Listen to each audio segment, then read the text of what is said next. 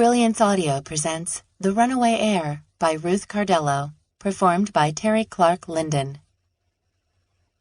Nicolette Westerly stepped out onto the balcony of her brother's sprawling English estate and took a deep breath. Despite how quickly the wedding had been put together, guests had flown in from all over the world. Both the ceremony and the reception had been just as beautiful and well orchestrated as one would expect a Westerly wedding to be. After all, Delinda would accept nothing less. I should have found an excuse not to come.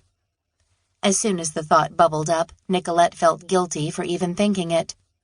Eric was her brother, and even if she didn't know him well, it would have been selfish to give more importance to her insecurities than his feelings.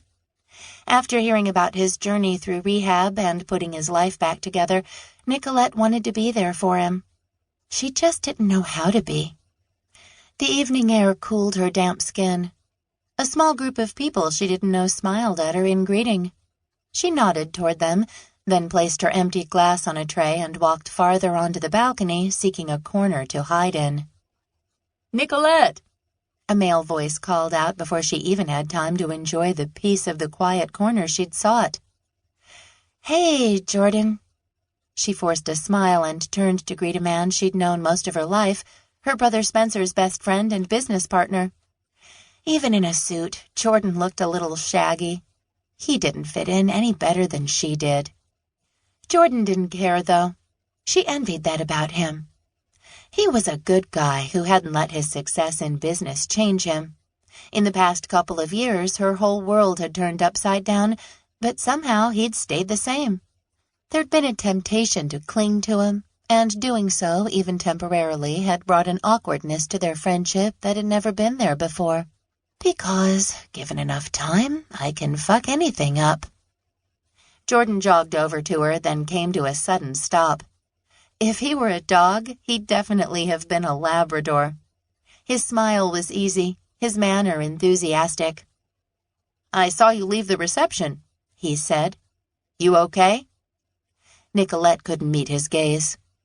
She released a breath that was visible in the cold night air. "I'm sorry, Jordan." He leaned back against the railing beside her. "That you dropped off the planet after asking me to marry you?"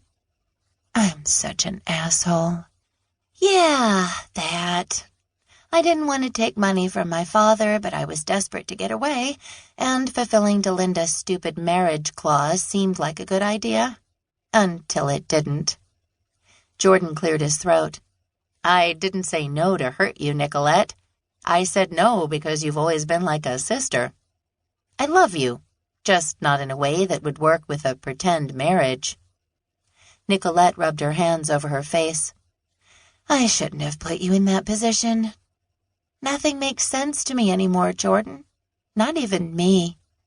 She threw her hands up in the air. "Look at me! Would the old me have worn this dress? What the hell am I doing?" His eyes widened. "Rebelling?" She glanced down and dropped her arms the moment she realized how she'd pulled the thin material tight against her nipples. She cringed. "Worse. I'm trying to fit in, but I don't. I don't even know how to. And before you say anything about this dress, Delinda has already made her opinion of it clear. Your family has gone through a metamorphosis. I can see how you'd need time to catch up." From a passing server, Nicolette snatched a drink. A tulip-shaped glass that was filled only about a fourth of the way. She downed it like a shot. Metamorphosis was a nice way to describe how everything Nicolette had thought she knew about her family had ended up being a lie. After her mother had divorced her first husband, Derek Westerly, she'd turned her back on both his money and his lifestyle. It was laughable, really, to hear her mother get so judgmental about him, considering she'd let everyone believe the breakup had been his fault. But she'd been the cheater, the liar, the one with all the secrets.